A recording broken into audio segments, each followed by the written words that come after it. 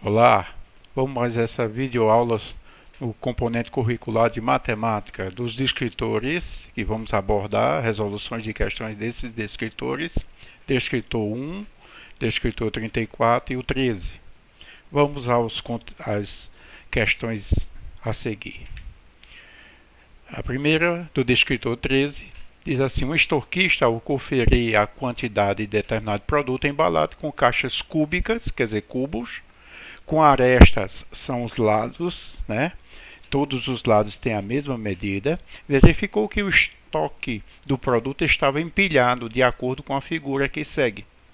Ao realizar corretamente os cálculos do volume dessa pilha de caixas, o resultado obtido foi de... Aí temos as opções que iremos agora prosseguir. Quais são os passos para você conseguir resolver essa questão? Primeiro passo: saber quantas caixas ou cubos tem no lote, posicionadas do solo para cima. Eu vou fazer a contagem. A posição aqui está de acordo com o solo, com o piso do lado do estoque. Tá certo? Na terceira fila, que é essa daqui, que eu estou mostrando pelo cursor, nós temos uma caixa. Na segunda fila, existem 3 caixas, 3 cubos aqui. Então já 4. E na primeira fila que rente ao solo, nós temos 6 caixas. Temos aqui 3 abaixo das outras da segunda fila e 3 à amostra aqui. Então 3 mais 3, 6. Né? Fazendo a conta, nós temos 10 caixas do formato cúbico. Tá certo? Então já temos o primeiro passo. Segundo passo: transformar a unidade de medida da aresta, quer dizer, do lado. Essas linhas aqui, tá certo? Tem a medida de 40 centímetros. Então transformar em metros. Nós sabemos que 1 metro tem 100 centímetros, certo? 1 metro tem 100 centímetros. Então eu pego 40, divido por 100, que o resultado vai ser 0,4 metros. Tá bom? Então, cada lado da caixa tem 0,4 metros. Vamos para o terceiro passo. Terceiro passo: calcular o volume de uma caixa. Só de uma caixa. Temos 10 lá, mas só precisamos calcular primeiro o volume de uma caixa no formato cúbico. Como é a fórmula de um cubo? Né? São as arestas sendo multiplicadas 3 vezes. Porque todas as arestas da base, lateral e da altura têm a mesma medida. Então, nós temos 0,4 vezes 0,4 vezes 0,4. Se você fazer essa multiplicação, vai ter o total de 0,064 metros cúbicos, já que estamos trabalhando em volume. Quarto passo: calcular o volume das 10 caixas cúbicas. Se o volume de uma é essa, então multiplicamos por 10 e temos a resposta aqui, 0,64 metros cúbicos. Então, letra A. Você pode gabaritar a questão, fácil, tranquilo. Isso é uma questão do Enem, tá certo? Prosseguindo para outra questão. Nós agora iremos ao descritor 34, né? Diz assim: as pessoas presentes em um evento automobilístico foi feita a seguinte pergunta: qual a sua marca de carro preferida? E aí você vê várias pessoas, sabendo que temos 6 pessoas em cada linha aqui. Então 6 vezes 4, 24 pessoas opinaram por suas preferências. Mas aqui fica muito vago essa tabela.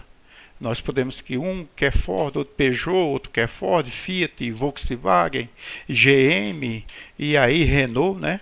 E nós temos, e precisamos organizar essa entrevista, organizar em frequências, tá certo? Pegar as variáveis, que são as marcas, e vamos trabalhar ela em frequência.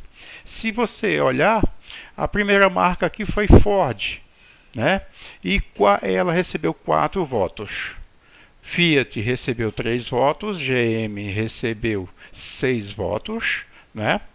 E Nissan 1 voto, Peugeot 3, 4. Perfazendo, você viu que foram 24 pessoas entrevistadas, então o total aqui tem que ser o total de pessoas entrevistadas. Olhando aqui, nós já podemos perceber que a preferência maior dos clientes foi da GM, tá certo? Isso aqui é a frequência absoluta, é a quantidade de opiniões que apareceram na entrevista. Como é que eu calculo a frequência relativa? Você pega a quantidade de votos, divide pelo total de pessoas. Então, 4 dividido por 24 dá aproximadamente 0,167. Tá certo? Esse é um valor aproximado. Fazendo a mesma coisa com as opiniões sobre Fiat, você 3 dividido por 24, você tem 0,125. É um valor exato. Outro também, GM, que for maior, você pode ver que foi 0,25. 6 votos dividido por 24 e assim por diante. Né? Então, todos esses valores aqui, ou aproximados ou exatos, você deve multiplicar por 100, porque a gente vai transformar esse valor aproximado ou exato em valores, em porcentagem. Então, você vai multiplicando cada valor desse, tá certo? E aí, nós teremos uma tabela de frequência absoluta e relativa com os valores respectivos. Fazendo a multiplicação daqueles números decimais por 100, multiplicando, você tem a resposta aqui. Fazendo um total de 100% ou aproximado. Pode ser 99,8, parece que vai dar essa resposta. E você tem. Então, você agora está aprendendo como é que se faz também, já que tivemos outras situações, e você está aprendendo mais sobre essa questão de frequências, tabelas, variáveis, frequência absoluta e frequência relativa. Mas podemos prosseguir porque tem as acumuladas, né? E como é, professor, que eu faço? Veja, a Ford teve 4 votos e dividindo 4 por 24, nós temos aproximadamente 16,7%. Tá certo? Então, a frequência absoluta e a frequência relativa. E as acumuladas? Frequência absoluta acumulada. O que é isso? Você vai somando com um acúmulo anterior.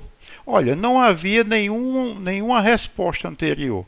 Então, eu vou fazer a frequência absoluta somando com 4. Porque não havia nenhuma informação antes. Então, é igual a 4. 0 mais 4, 4. É a mesma coisa da frequência acumulada. Não havia nenhuma frequência acumulada anterior. Então, é 0% mais 16,7, então dá o total. Já na segunda aqui, na Fiat, nós já tivemos 3 votos na Fiat. Então, você vai pegar esse 3, somar com o anterior. Olha, 3 mais 4 mais 3, ou 3 mais 4 é a mesma coisa, é igual a 7. Então, a frequência já está em 7 opiniões. Então, fazendo a mesma coisa, somando a frequência relativa anterior mais a posterior, nós temos 29,2. Continuando, que foi a maior, nós temos aqui, já temos 7 acumulada, somando mais 6, que é da GM, nós temos 13 opiniões acumuladas. E a mesma coisa, somando a anterior, frequência relativa, mais a posterior, nós temos aqui o total de 54, e assim prosseguindo, até chegar. Nós temos aqui, vamos para a penúltima aqui, nós temos 17 na anterior, mais 2 dá 19, e a frequência relativa anterior nós tínhamos 70,7 mais 8,3 da Renault, fazendo 79, e 19 mais 5, 24. Então, 24 opiniões tiveram aqui, total. E 79, que é o acúmulo anterior, mais a posterior, que é 20,8, dá o valor 99,8. Que aí essa casa decimal aí não vai... isso é normal entre esses cálculos, devido quando vai se fazendo as aproximações, não temos valores exatos, tá certo? Espero que tenha entendido, né, nessa questão do descritor 34.